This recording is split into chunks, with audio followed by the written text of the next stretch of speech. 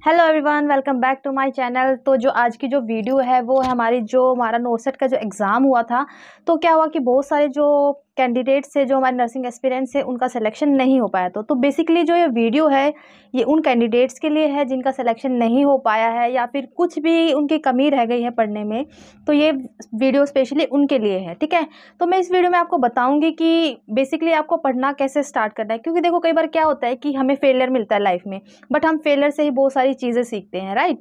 तो जैसे मैं आपको बताऊंगी, जैसे मैंने अपना फर्स्ट नोरसेट दिया था तो उसमें मेरी रैंक कहीं ना कहीं 12,000 आई थी, ठीक है। जब मेरी 12,000 रैंक आई थी तो मेरे को ये लगा था कहीं ना कहीं कि मेरी रैंक अगर 12,000 आई है तो मैं नोरसेट में सिलेक्शन कैसे लूँगी, ठीक है। फिर मैंने अपने आप को पॉजिटिव रखना स्टार्ट किया। मैंने अपना एक नई तरीके से स्टडी करना स्टार्ट किया। फिर कहीं ना कहीं मेरे को ये लगा कि नहीं, अगर मेरा एक बार मुझे फेलियर मिला है या फिर मेरा सिलेक्शन नहीं हुआ तो मुझे कहीं ना कहीं दोबारा अपने आप को प्रिपेयर करना चाहिए अच्छे से, ठीक है। फिर मैंने अपने आप को पॉजिटिव रखा, अपनी प्रिपरेशन स्टार्ट की। तो मैं आपको सबसे पहले यही इस चीज़ में ये बताऊँगी कि आपको अपनी नोरसेट की प्रिपरेशन करनी कैसे है, आपको अपना दोबारा से अपना टाइम टेबल कैसे फिक्स करना है, आपको कैसे सब्जेक्ट को पढ़ना है, आपको कैसे सब्जेक्ट्स को मेंटेन करना है, ठीक है। बेसिकली मैं आपको इस वीडियो में ये सब बताऊंगी, ठीक है। देखो सबसे पहले जो अगर बात आती है, अगर आप पढ़ रहे हो, अगर आप पढ़ना स्टार्ट कर आपने किया है, अगर आपको सिलेक्शन नहीं मिला है, सिलेक्शन आपका नहीं हुआ है, देखो सबसे पहली बात है, हम जब भी पढ़ते हैं तो हमें सबसे पहले पॉजिटिव रहना है, अपने आप को स्ट्रॉन्ग रखना है, ठीक है। अगर आपको अपने ऊपर कॉन्फिडेंस नहीं होगा, कॉन्फिडेंस आपको अपना अच्छे से बिल्ड करना है, ठीक है। अगर आपके अंदर ये सब चीज़ें नहीं है, एक तो कॉन्फिडेंस, पॉजिटिवनेस, ठीक है, और अगर आप ये अपने आप को स्ट्रॉन्ग नहीं रख रहे तो आप पहले बात तो पढ़ नहीं पाओगे, ठीक है। तो अगर आप सबसे पहले पढ़ रहे हो तो अपने आप को पॉजिटिव रखो, अपने आप को स्ट्रॉन्ग रखो। और सबसे पहले क्या है, जैसे मैंने आपको ये सब चीज़ें बताई, ये आपको अपने अंदर बिल्डअप करनी है, ठीक है। फिर आती है हमारी पढ़ने की बात, ठीक है। देखो सबसे पहले अगर हम जब भी पढ़ना स्टार्ट करते हैं तो पढ़ना स्टार्ट करने से पहले हमारी जो बहुत सारी जो चीज़ें होती है, जैसे मैं आपको बताती हूँ कि हमारे पास कंटेंट होना चाहिए, ठीक है। कंटेंट हमारे पास कहाँ से आएगा, कंटेंट को हमें कैसे चूज़ करना है, ठीक है। देखो सबसे पहले पास हमारी जो बेसिकली जो नर्सिंग में जो बुक आती है वो होती है हमारी, एक तो जो हम बेस बिल्ड कर सकते हैं वो है हमारी पी.आर. यादव बुक, ठीक है। पी.आर. यादव बुक हो गया हमारी, एक तो क्वेश्चन वाले पी.आर. यादव बुक आती है, एक हमारी थ्योरी वाली क्वेश्चन बुक आती है, ठीक है। एक आती है हमारी थ्योरी, एक आती है हमारी क्वेश्चन वाली। ये बुक सिर्फ उन कैंडिडेट्स के लिए है जिनका बेस क्लियर नहीं है, ठीक है। बेसिकली मैं तो आपको सबको यही बोलूँगी जो नोरसेट की प्रिपरेशन कर रहे हैं, तो पी.आर. यादव बुक है, आपको मस्ट पढ़ना है, ठीक है। क्योंकि पी.आर. यादव की अगर आप जैसे थ्योरी पढ़ना स्टार्ट करेंगे तो अगर आपको जैसे कई बार क्या होता है, बहुत सारी जो टर्म्स होती है वो हमारी जो एनक्लेक्स होती है, मोस्बी होती है, उसमें जो है आपको एकदम से क्वेश्चन में आपको सिर्फ वो डायरेक्ट वो टर्म्स डाल देंगे उसमें कि ये इस चीज़ का आपको मतलब बताना है, इसका मीनिंग बताना है। बट जो पी.आर. यादव में क्या है, आपको माइल्ड मतलब छोटी से छोटी चीज़ से आपको स्टार्ट किया जाएगा, क्योंकि पी.आर. यादव में आपको बहुत सारे क्वेश्चन हैं। उसमें एमएसएन, पीडियाट्रिक, गायनी, ठीक है, fundamental of nursing, psychiatry, research management, ये सब आपको सब्जेक्ट पी.आर. यादव में मिलेंगे, ठीक है। तो आपको ऐसे स्टार्ट करना है। तो सबसे पहले आपको जो पी.आर. यादव की जो थ्योरी वाली बुक है उसको पढ़ना है सबसे पहले, ठीक है। जैसे ही आप अगर आप कोई भी सिस्टम स्टार्ट करते हो तो पी.आर. यादव की थ्योरी से आपको स्टार्ट करना है। जैसे ही आप पी.आर. यादव की थ्योरी से वो सिस्टम स्टार्ट करते हैं, अगर आपने पढ़ लिया तो पी.आर. यादव की क्वेश्चन वाली बुक है उसको पढ़ो। उसको कैसे पढ़ोगे, जैसे आपने कोई भी एक टॉपिक पढ़ा, जैसे आपने रेस्पिरेटरी सिस्टम का कोई भी टॉपिक पढ़ा या फिर कार्डियक जो सिस्टम होता है हमारा, उसमें से आपने कोई भी एक टॉपिक पढ़ा, तो उसी टॉपिक के आपको पी.आर. यादव से क्वेश्चन सोल्व करने हैं। तभी आपको ये पता चलेगा कि इस टॉपिक से क्या क्वेश्चन बन सकता है नोरसेट में और क्या क्वेश्चन नहीं बन सकता है। तो पहली बात ये आ गई कि आपको जब भी पढ़ना स्टार्ट करना है पी.आर. यादव से पढ़ना स्टार्ट करना है, ठीक है। पी.आर. यादव से स्टार्ट करके आपको फिर जाना है। अब जैसे कुछ अब मंथ क्या होते हैं, बहुत सारे जो अभी जो न्यूली पास आउट जो हमारे जो नर्सिंग एस्पिरेंट है उनको पता नहीं होता पढ़ना कैसे है। तो वो सबसे पहले उनको क्या करना है कि सबसे पहले अपनी जो छोटी से छोटी बुक है पी.आर. यादव उससे स्टार्ट करना है, ठीक है। आपको अभी 2-3 महीने या 4 महीने आपको एनक्लेक्स और मोस्बी बिल्कुल भी नहीं उठानी है, ठीक है, बिल्कुल भी नहीं पढ़नी है। उसके बाद जैसे ही आपका पी.आर. यादव का हो जाता है, ठीक है, अगर आपका देखो जैसे पी.आर. यादव पढ़ रहे हो, आप पी.आर. यादव से जो भी कोई अपने टॉपिक पढ़ा तो उसके आपको क्वेश्चन सोल्व करने हैं। जैसे आपने क्वेश्चन सोल्व किए उसके बाद आप 3-4 महीने आप उस चीज़ को कंटिन्यूस पढ़ते रहोगे तो आपके चीज़ आपका रिवीजन भी अगर आप करोगे तो आपको कहीं ना कहीं आप कॉन्फिडेंस आएगा कि ये चीज़ मैंने पढ़ रही है, तो आपको वो टर्म्स जो है वो सिस्टम आपको समझ आ जाएगा, और उसको आपको कहीं ना फिर दोबारा पढ़ोगे या फिर मोस्टबी से या एनक्लेक्स से पढ़ोगे तो आपको वो चीज़ अच्छे से समझ आ जाएगी। ठीक, फिर आपको एकदम से आप हाई लेवल की जो बुक होती है एनक्लेक्स, PR यादव, इसमें आपको कोई भी डाउट नहीं आएगा। ठीक है, उसके बाद आती है हमारी, जैसे आपने 3-4 महीने PR यादव पढ़ी, 3-4 महीने PR यादव पढ़ने के बाद आपको फिर जो स्टार्ट करना है वो है, आता है हमारा, जैसे मैंने आपको MSN का बताया। हाँ, MSN में एक बात और ज़रूरी है, अगर MSN में बहुत सारी से जो जिसको मैं बोलूँगी कि टर्म्स ऐसी आती है जो हम भूल जाते हैं, जैसे कोई नंबरिंग की जो चीज़ें होती है कि कार्डियक साइकिल का टाइम ड्यूरेशन कितना होता है, ठीक है, या फिर उसमें हमारी लैब वैल्यूज़ कैसी होती है। देखो, लैब वैल्यूज़ के लिए मैं आपको बोलूँगी, जैसे आप टेबल पे कोई पढ़ रहे हो तो टेबल से जस्ट सामने आप अपनी जो लैब वैल्यू है उसको आप एक चार्ट में पेस्ट करके लगा सकते हैं। तो मैंने भी उसको ऐसे ही याद किया, क्योंकि लैब वैल्यू के ऊपर हमेशा 2 या 3 नंबर का क्वेश्चन एग्जाम्स में आता ही आता है। ठीक है, तो लैब वैल्यू के आप ये कर सकते हो, एक आप छोटी सी आप एक नोटबुक बना सकते हो। जैसे अगर आपको कोई भी चीज़ बिल्कुल अगर आपने उसने 2 बार पढ़ा, 3 बार पढ़ा, 4 बार पढ़ा, लेकिन आपको समझ नहीं आ रहा है, तो आपको क्या करना है, एक छोटी सी अपनी नोटबुक बनानी है। जो आपको बिल्कुल भी नहीं समझ आ रहा, नहीं बिल्कुल भी आपको याद हो रहा, तो आपको उस वाली नोटबुक में आपको वो लिखना है। ठीक है, मैं भी ऐसे ही करती थी।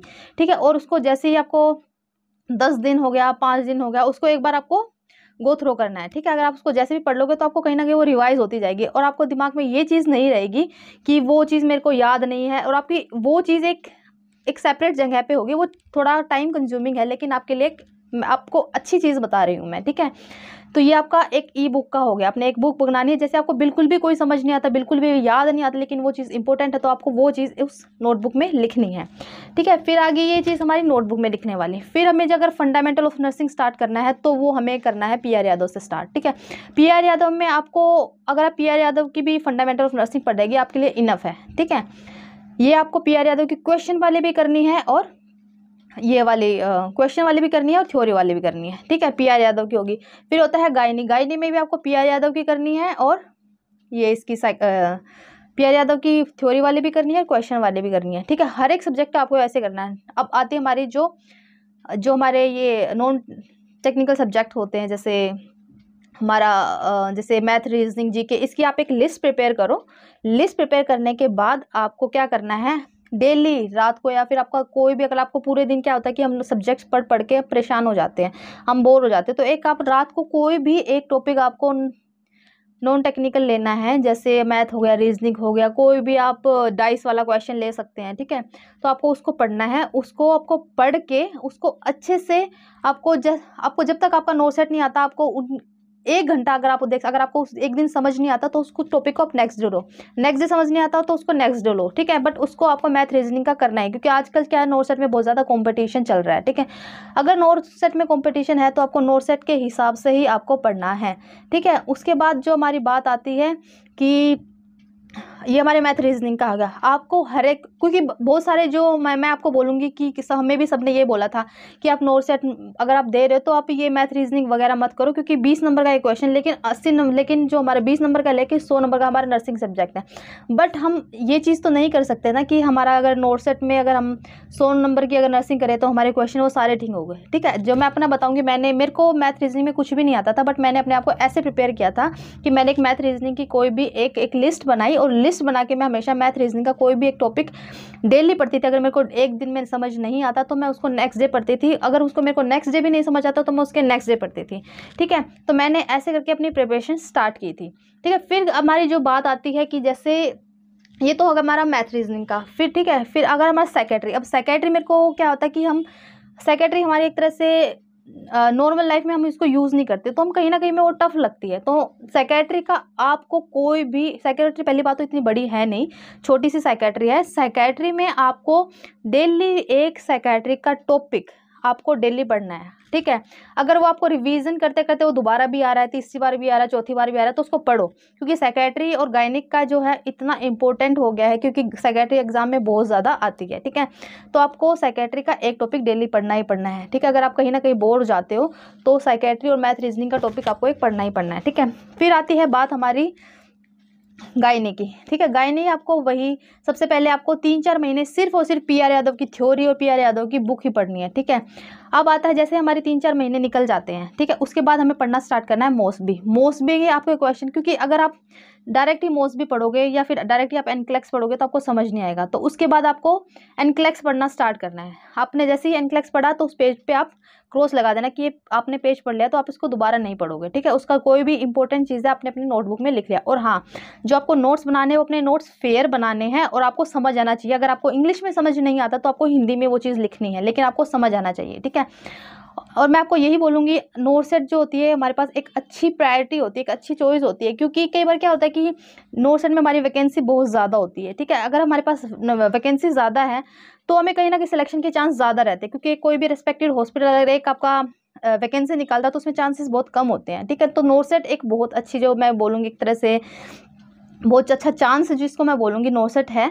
तो आप नोट सेट की तैयारी आपको अच्छे से ऐसी करनी है, ठीक है। फिर हमारी बात आती है इमेजेस की। इमेजेस को आपको 5-6 महीने इमेजेस आपको बिल्कुल नहीं देखना है। इमेजेस आपको सिर्फ और सिर्फ नोट सेट के 10 दिन पहले, ठीक है, नोट सेट के 10 दिन पहले आपको इमेजेस देखना स्टार्ट करना है, ठीक है।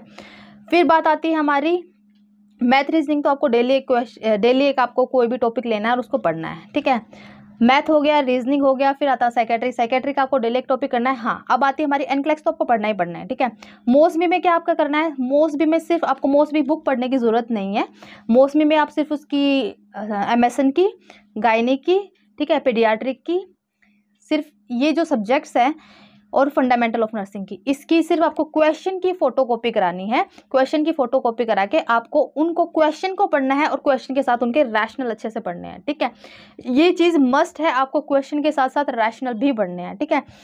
क्योंकि ये आपको पढ़ना कब स्टार्ट करना है, जब आपको पीआर यादव पढ़ के 3 या 4 महीने कंप्लीट हो जाए और आपका बेस अच्छे से बिल्ड हो जाए, ठीक है।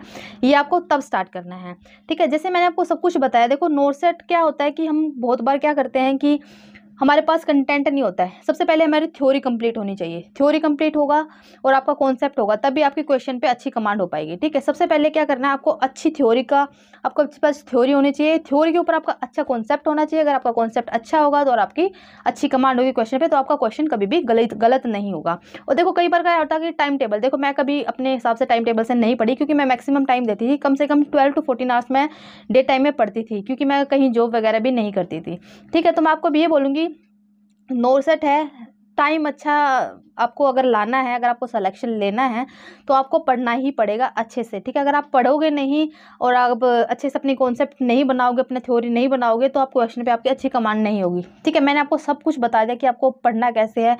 देखो अगर क्वेश्चन की बात आती है तो क्वेश्चन में पीआर यादव में इतने सारे क्वेश्चन हैं, ठीक है, और एनक्लेक्स में इतने सारे क्वेश्चन है। मोस्ट भी अगर आप टारगेट हाई नहीं भी पढ़ोगे तो कोई बात नहीं, क्योंकि मैंने भी टारगेट हाई नहीं पढ़ी थी, ठीक है। तो मैं आपको यही बोलूँगी कि देखो सबसे पहले क्या है, अगर आपका सिलेक्शन नहीं हुआ है तो कोई बात नहीं, मेरा भी सिलेक्शन फर्स्ट अटैम्प्ट में नहीं हुआ था, तो मैंने भी जो सेकंड टाइम मैंने अपने आप को इतना स्ट्रॉन्ग रखा, मैंने अपने इतना पॉजिटिव रखा खुद को, और मैंने अपना जो अपने ही होम टाउन पे मैंने अपना सेंट्रल हॉस्पिटल जो है मैंने फर्स्ट प्रायोरिटी पे रखा, और मेरे को फर्स्ट चॉइस मेरे को मिली, जो मैं अपना फर्स्ट चॉइस पे मैंने अपना हॉस्पिटल रखा था, ठीक है। तो मैं आपको यही बोलूँगी कि अपने आप को पॉजिटिव रखना है। पॉजिटिव रखने के साथ साथ आपको अच्छे से पढ़ना है, और अच्छे से पढ़ने के साथ आपको सिलेक्शन लेना है।